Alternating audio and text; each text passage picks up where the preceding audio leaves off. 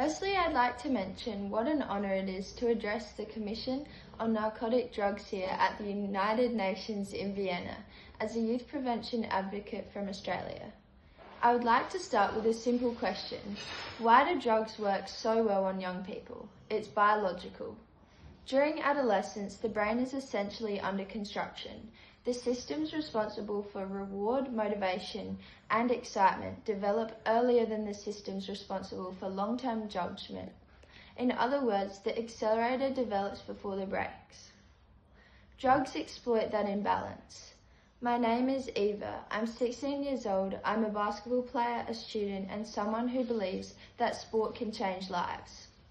Basketball is more than a game to me.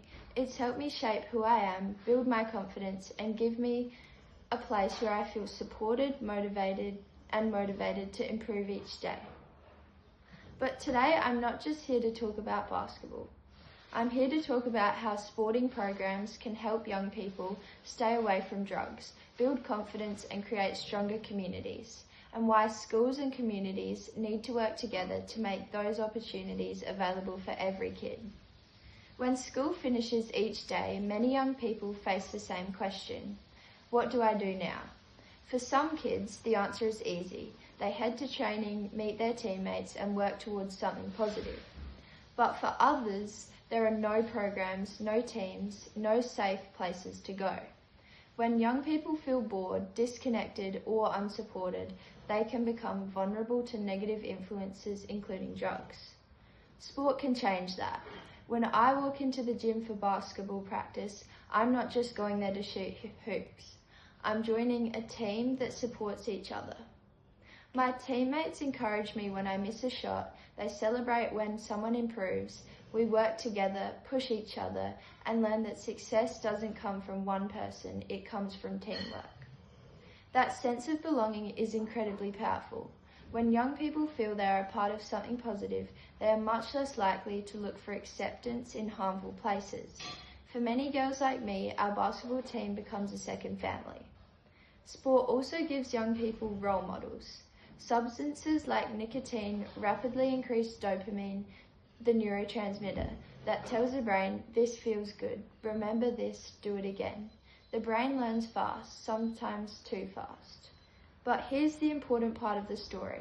Dopamine was never designed for drugs. Dopamine evolved to reward effort, progress, and survival. The satisfaction of solving a challenge, achieving a goal, or succeeding together as a group. In other words, our brains were built to feel good when we do challenging things. And that's where the example of sport enters the conversation. Intense physical activity increases dopamine. It releases endorphins that elevate mood. It stabilizes serotonin pathways linked to emotional well-being. And when it happens in a team environment, it even releases oxytocin, the hormone that strengthens trust and social connection. From a neuroscience perspective, team sport is almost the perfect prevention program. It provides challenge, it provides belonging, and it provides a powerful natural reward system that strengthens rather than damages the brain. As an athlete, I've experienced this many times. Anyone who has trained with a team knows the feeling, the moment when exhaustion turns into momentum, when the whole group is pushing together, and when the whistle blows and suddenly the entire team erupts with energy. That feeling is chemistry, but it's healthy chemistry. It is the brain rewarding effort, discipline, and cooperation. And importantly, it creates something drugs cannot replicate, meaning. Because the real opposite of addiction is not simply sobriety, it is connection. And this is why prevention must be more than warning statistics. It must involve environments that give young people the opportunity to experience achievement, belonging, and purpose.